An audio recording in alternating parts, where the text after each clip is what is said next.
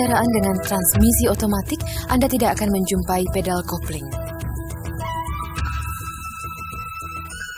Transmisi melakukan perpindahan naik atau perpindahan turun ke gigi yang lebih tinggi atau lebih rendah secara otomatis, sesuai dengan besarnya Anda menekan pedal akselerator dan kecepatan kendaraan. Sekarang tentu Anda heran bagaimana cara sebuah transmisi otomatik memindahkan tenaga mesin ke roda-roda dan bagaimana cara melakukan perpindahan naik atau perpindahan turun. Presentasi video ini akan memberikan Anda pemahaman dasar dari transmisi otomatik dan akan berfokus terutama pada dua pertanyaan umum tersebut.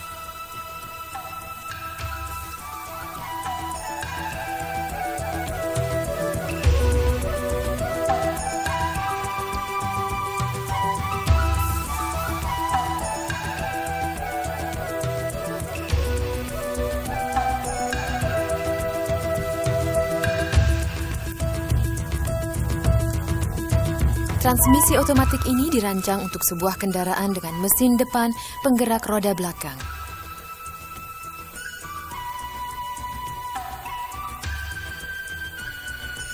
Dan ini adalah sebuah transaksel otomatik untuk kendaraan dengan mesin depan penggerak roda depan. Kedua transmisi ini nampak sangat berbeda satu sama lain, tetapi cara bekerjanya pada dasarnya sama. Sebuah transmisi otomatik terdiri dari 3 bagian utama yang masing-masing mempunyai fungsi khusus tersendiri.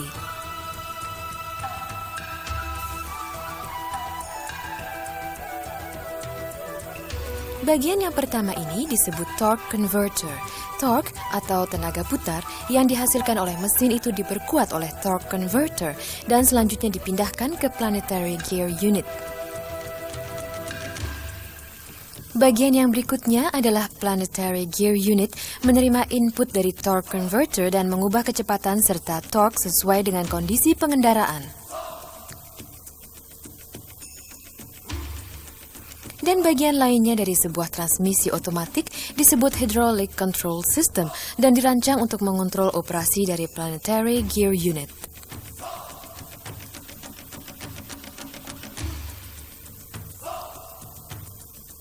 Sekarang mari kita ulas fungsi dari setiap bagian dari ketiga sistem dengan lebih detail, dimulai dengan torque converter.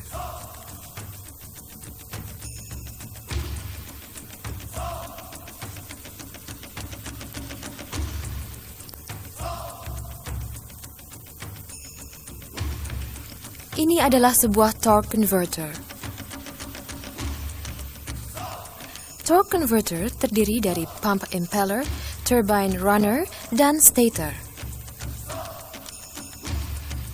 Pump impeller menyatu dengan converter case yang selanjutnya berhubungan dengan crankshaft mesin. Turbine runner dikaitkan dengan spline pada input shaft dari planetary gear unit. Torque converter itu sendiri diisi dengan fluida transmisi otomatik. Kita akan melakukan eksperimen kecil sekarang dan lihatlah bagaimana tenaga dipindahkan. Inilah pump impeller. Mari kita tuangkan sejumlah fluida ke dalamnya dan lihat apa yang terjadi apabila kita memutarnya.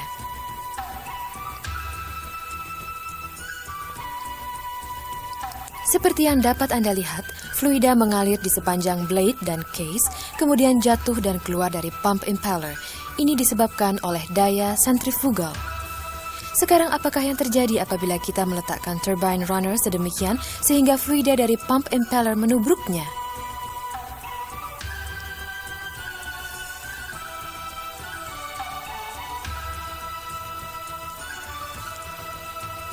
Ya, turbine runner mulai berputar. Dengan kata lain, tenaga dipindahkan dari pump impeller ke turbine runner oleh fluida. Inilah prinsip yang digunakan oleh torque converter untuk memindahkan tenaga. Dalam sebuah transmisi otomatik yang sebenarnya, torque converter ini dilas rapat sekali dan diisi dengan fluida. Selanjutnya mari kita lihat bagaimana fluida ini bergerak untuk memindahkan tenaga dan memperkuat torque.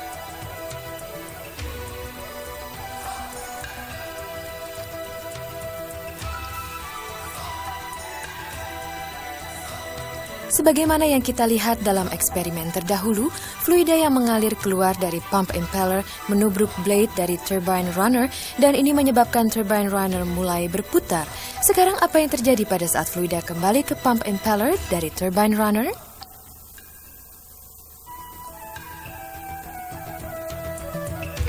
Fluida menubruk pump impeller dari arah yang salah, begitukah? Bukankah ini menghalangi putaran dari impeller dan mengurangi torque dan bukannya memperkuat?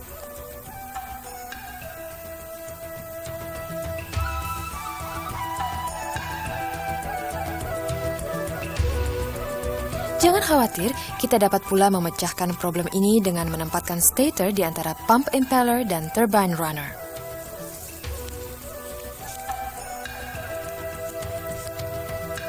Sebagaimana yang dapat Anda lihat di sini, stator mengubah arah dari fluida yang kembali sehingga arahnya menjadi sesuai dengan pump impeller. Sekarang, pump impeller diputar oleh dua tenaga yang sama arahnya, satu dari mesin dan yang lain dari fluida. Ini menyebabkan torque converter memperkuat torque dari mesin.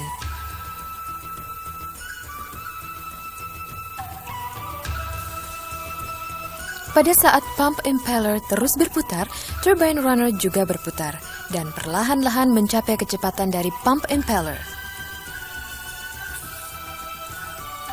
Apabila ini terjadi, fluida yang kembali menubruk bagian belakang stator blade, maka kini stator menahan aliran fluida.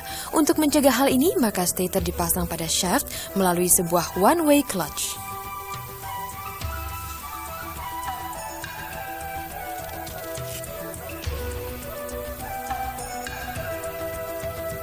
Titik di mana stator mulai idling disebut clutch point. Pada saat stator mencapai clutch point, maka torque converter hanya berperan sebagai fluid coupling, yang berarti tidak memperkuat torque, melainkan hanya memindahkan torque.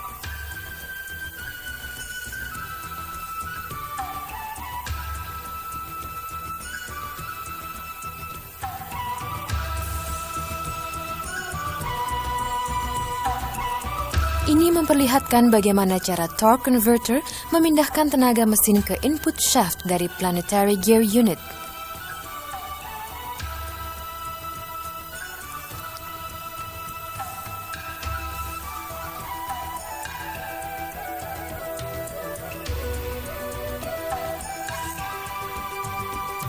Sekarang kita akan berlanjut ke planetary gear unit. Planetary Gear Unit terdiri dari beberapa set planetary gear dan beberapa clutch serta brake.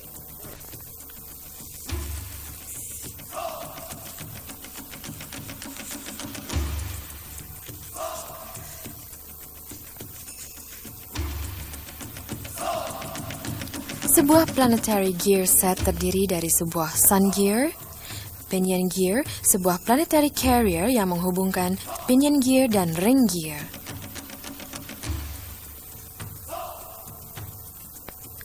Mari kita pelajari sebuah model dari sebuah planetary gear set untuk mencari bagaimana cara bekerjanya.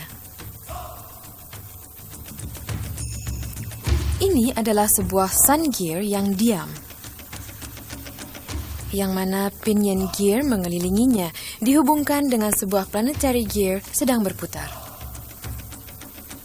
Sekarang kita menambahkan sebuah ring gear yang akan berputar searah dengan planetary carrier.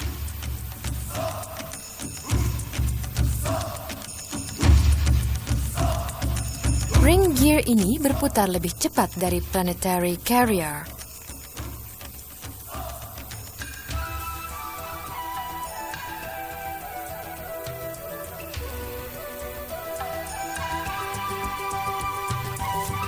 Selanjutnya, mari kita tahan sun gear agar tidak berputar dan biarkan ring gear berputar.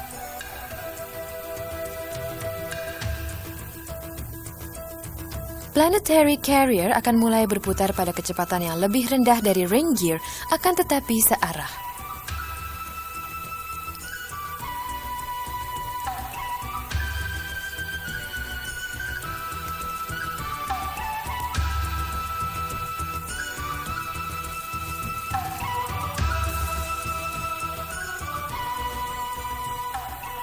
Sekarang biarkan sun gear berputar.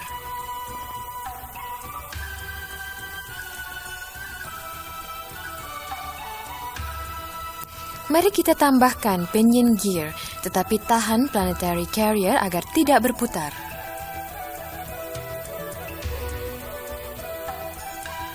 Dan akhirnya, mari kita tambahkan ring gear. Ring gear akan mulai berputar berlawanan arah dari sun gear.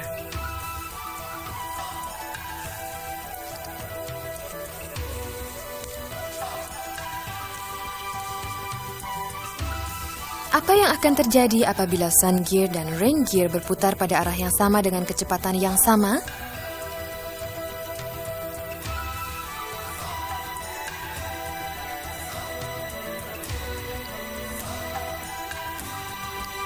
Planetary gear set berputar sebagai unit.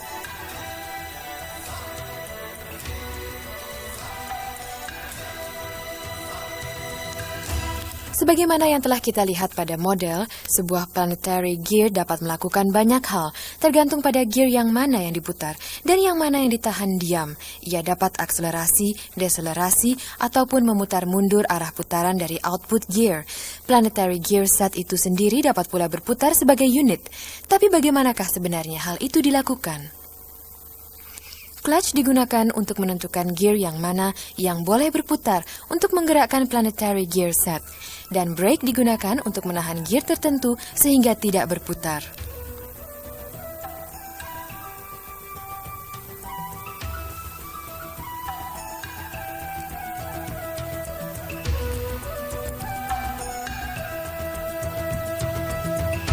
Sebagian besar model clutch dan brake yang banyak digunakan adalah tipe multiple disc basah. Ambil clutch sebagai contoh. Setiap clutch terdiri dari beberapa disk dan plate serta piston dan silinder. Clutch plate berputar bersama-sama dengan input shaft sebagai unit, sementara clutch disk mengait pada salah satu anggota dari planetary gear set. Sekarang apa yang menggerakkan clutch? Ini dilakukan oleh tekanan hidrolik.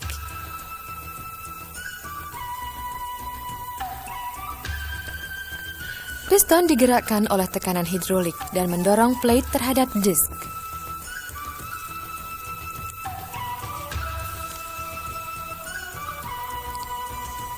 Akibatnya, tenaga mesin dipindahkan dari input shaft ke planetary gear melalui plate dan disk.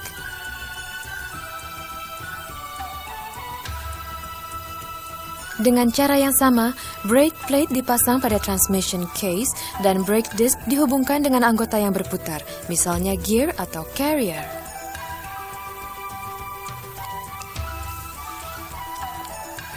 Piston digerakkan oleh tenaga hidrolik sehingga plate tertekan terhadap disk.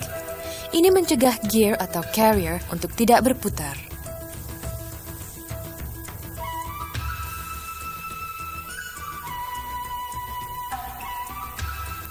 Ini adalah brake tipe band. Pada brake tipe band, brake band menjepit brake drum yang dihubungkan dengan anggota dari planetary gear set sehingga mencegah anggota untuk berputar.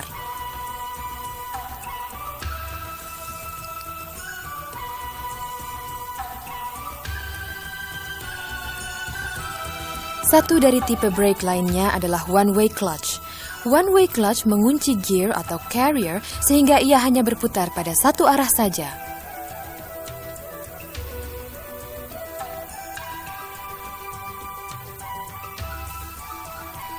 Piston dari clutch dan brake digerakkan pada saat diperlukan oleh tenaga hidrolik yang disuplai oleh hydraulic control system.